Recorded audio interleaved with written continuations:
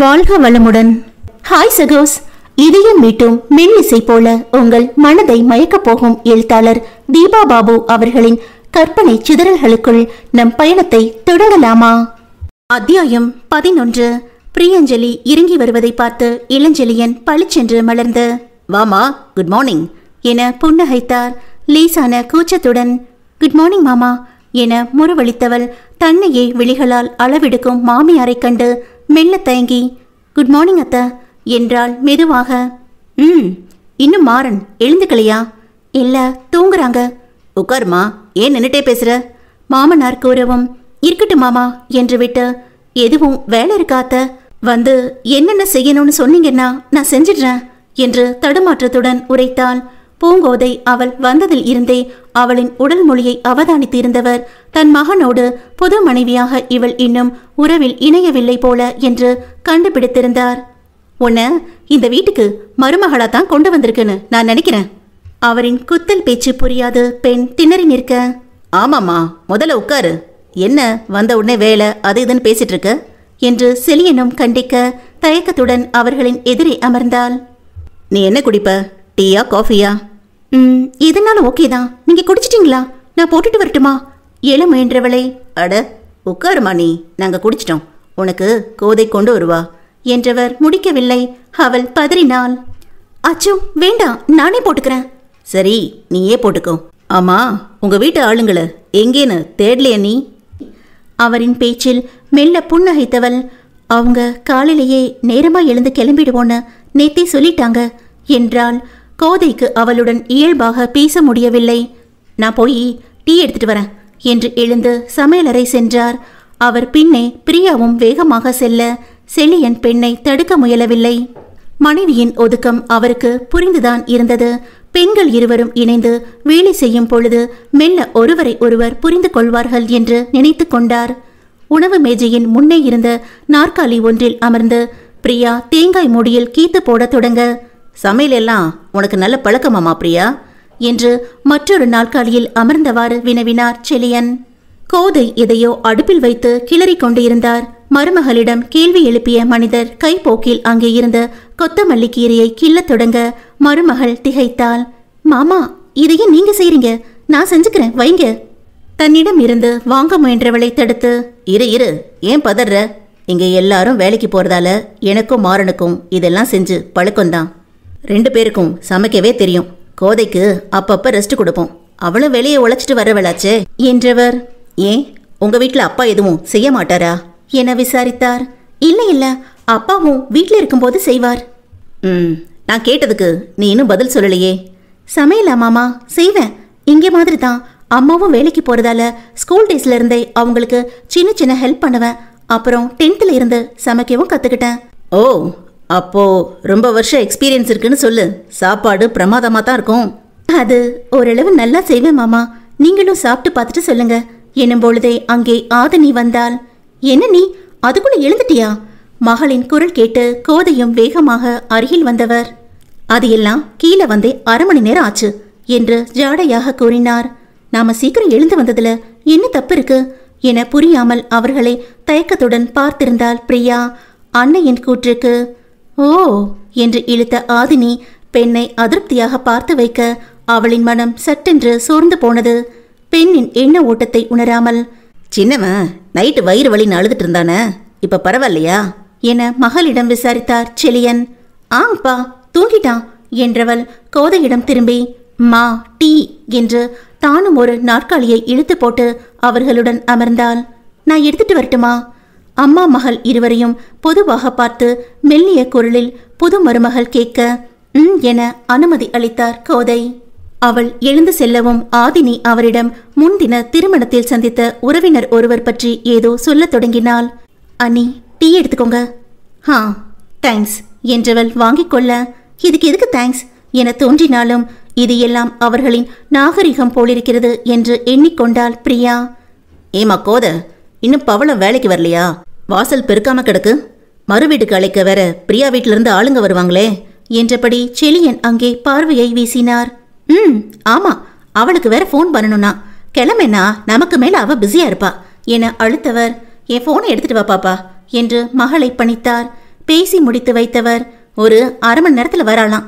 சரி, நான் போய் சட்னி போடுறேன் என்று எழுந்தார். இன்னும் அரை மணி நேரமா? மணி இப்பவே 7 என கடிகாரத்தை பார்த்தால் பிரியா. அவள் வீடு இருக்கும் பகுதியில் எல்லாம் 6:30 தாண்டி ஒருவரும் கோலம் போட மாட்டார்கள். பொதுவாகவே பெண்ணிற்கு ஓவியத்தில் மிகவும் ஆர்வம் உண்டு. அது அவள் வாசலில் வரையும் ரங்கோலி கோலங்களிலும் அழகாக பிரதிபலிக்கும். இங்கிருக்கும் பெரிய வாசலை கண்டு ஆசை எழுந்தாலும் சொல்வதற்கு தயங்கிக் கொண்டு அமைதியாக இருந்தாள். என்னம்மா, அப்பா அம்மா எப்போ வருவாங்கன்னு வாசலையே பார்த்துட்டு இருக்கியா? மாமனாரின் கேள்விக்கு இல்ல மாமா, நான் கோலம் போடலாமா கூடாதான்னு பார்த்துட்டு இருக்கேன் என்றாள் மெல்லமாக. அதுக்கு என்ன, உனக்கு கஷ்டமா இல்லைன்னா போடு. இது உன் வீடு. ஒவ்வொன்றுக்கும் தயங்கிக்கிட்டு நிற்க வேண்டாம். பிடிச்ச விஷயங்களை உரிமையா செய்யலாம்.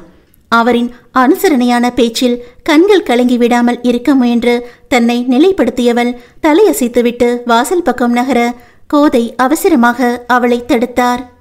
இரு, புது பொண்ணு இப்படியெல்லாம் மற்றவங்க கண்ணில் விழற மாதிரி வேலை செய்யக்கூடாது. அதெல்லாம் சொன்னா உங்களுக்கு எங்க புரிய போகுது என சலித்தவர், பாப்பா நீயே போய் வாசலை பெருக்கி தண்ணி தெளிச்சு விடு. அவ கோலம் மட்டும் போடட்டும். கை நிறையா கண்ணாடி வளையல போட்டுக்கிட்டு கொஞ்சமும் பொறுப்பு இல்லாம வேலை செய்யறேன்னு விடாம நிக்கிறது என்று முணங்கிக் கொள்ள பெண் தவிப்புடன் விரல்களை பிசைந்தாள். சற்று நேரத்தில் மாறன் கீழே இறங்கி வர, என்னடா நைட் நல்ல தூக்கமா என்று தம்பியிடம் நக்கலாக கேட்டாள் ஆதினி. அவளை கண்கள் இடுங்க பார்த்தவன் ஒன்றும் சொல்லாமல் நீள் இருக்கையில் சென்று அமர்ந்தான். ஆமா, உன் பொண்டாட்டி எங்கன்னு தேடல என அழுத்தவன், இப்ப எதுக்கு காலையிலேயே என்ன வம்பு வளர்த்துட்டு இருக்க என்று முறைத்தான்.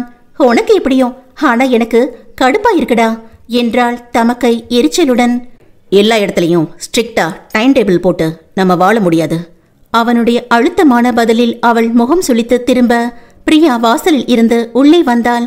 கணவனை கண்டதும் சிறிது தயங்கி நின்றவள் பின் சமையல் அறைக்குள் சென்று விட்டாள்.